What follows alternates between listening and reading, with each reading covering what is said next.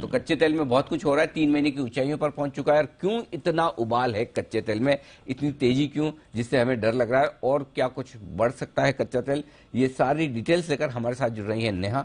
नेहा, बताइए कच्चे तेल में एक्शन क्या है, क्यों इतनी तेजी हो रही है? सर, रीजन तो वही है कि डिमांड बहुत जबरदस्त निकल कर आ रही है और सप्लाई की किल्लत है वो लगातार बनी हुई है। लेकिन जो एक एक करके अलग अलग एजेंसीज की तरफ से बयान आते हैं वो एक तरह से आग में घी का काम कर रहे हैं। नया बयान हमने देखा है कि जो अमेरिका की गवर्नमेंट एजेंसी है, एनर्जी इंफॉर्मेशन एजेंसी EIA के नाम से हम उसे जानते हैं, इन्होंने कहा है कि जो रूस का तेल उत्पादन है वो अगले साल के अंत तक 18% गिर जाएगा।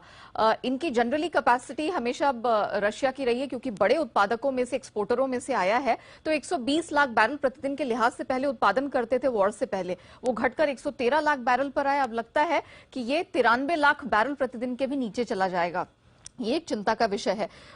इसके अलावा हमने जेपी मॉर्गन की तरफ से एक बयान आता हुआ देखा है। उन्होंने ऐसा कहा है कि रूस जो है वो अपने तेल उत्पादों का एक्सपोर्ट ऑलरेडी 5 से 7 लाख बैरल प्रतिदिन घटा चुका है। उनके पास पॉसिबिलिटी ही नहीं है कि वो कच्चा तेल या जो ऑयल प्रोडक्ट्स हैं उनको यहां पर एक्सपोर्ट कर सकें। ओपेक प्लस इसी बीच वो जूझ रहा है, अपने जितने भी प्रोडक्शन कोटा है उसको मीट करने में अभी तक असमर्थ रहा है। भले ही उन्होंने लक्ष्य यहां पर 6.5 लाख बैरल प्रतिदिन के लिहाज से बढ़ा दिया हो अगले 2 महीनों के लिए, लेकिन बहुत से ऐसे समूह देश हैं जिनको दिक्कतें आ रही हैं और हमें खबर मिली है कि वो अपने लक्ष्य से तकरीबन 26 लाख बैरल प्रतिदिन कम उत्पादन कर रहे हैं। नाइजीरिया, अंगोला, ये कुछ ऐसे देश हैं जो काफी समय से इस दिक्कत से जूझ रहे हैं। और हाल ही में हमने देखा कि रविवार को ही सऊदी अरामको की तरफ से उम्मीद से कहीं अधिक ऑफिशियल सेलिंग प्राइस में बढ़ोतरी आई है, जहां तक एशिया के बायर्स को झटका देने का सवाल है।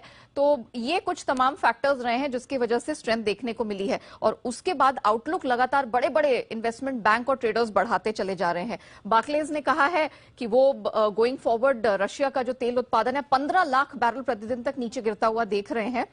और उसके मद्देनजर उन्होंने अपने जो औसत टारगेट्स हैं वो 11 और 23 डॉलर से बढ़ा दिए हैं इस साल के लिए और अगले साल के लिए। मॉर्गन स्टैनली बेस केस वो 130 डॉलर का तीसरी तिमाही में, इस साल की तीसरी तिमाही में लेके चल रहे हैं और साल के अंत से पहले पहले 150 डॉलर तक का लक्ष्य दे चुके हैं।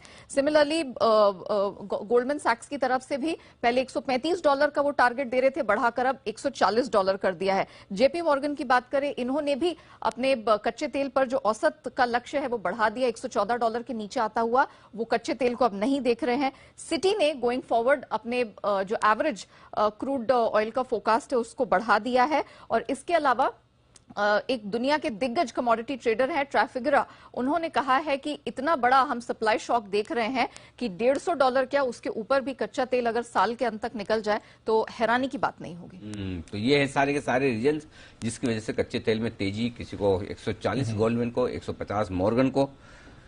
रात कब आएगी सर? जब दोनों लड़ना बंद कर, अब लड़ना तो बंद कर चुके, खाली बोल दे कि अब नहीं लड़ेंगे, अब नहीं लड़ेंगे। ऑफिशियली युद्ध विराम हो जाए, युद्ध खत्म हो जाए तो बात बने। तो देखो कब होता है, जब तक नहीं होता है तब तक ऐसा ही चलेगा। और इससे भी ज्यादा बढ़िया ओपिनियन अगर आपको चाहिए तो हमारे साथ एक जाने माने एक्सपर्ट भी बाजार के जुड़ रहे हैं। उससे पहले एक बार जल्दी से बता दूं, हरे निशान में लौटते हुए निफ्टी और सेंसेक्स तो बिल्कुल परफेक्ट खरीदारी की रेंज दी। 240 265 से बाजार घूमकर लगभग 100 पॉइंट की रिकवरी दिखा चुका है। तो इसलिए बार बार लगातार ये करें कि जब तेजी से गिरे तब डरिए मत, वहां खरीदना है, और जब तेजी से बढ़े तब बहुत ज्यादा है ना कूदना फादना शुरू मत कर देगी। अब तो सब ठीक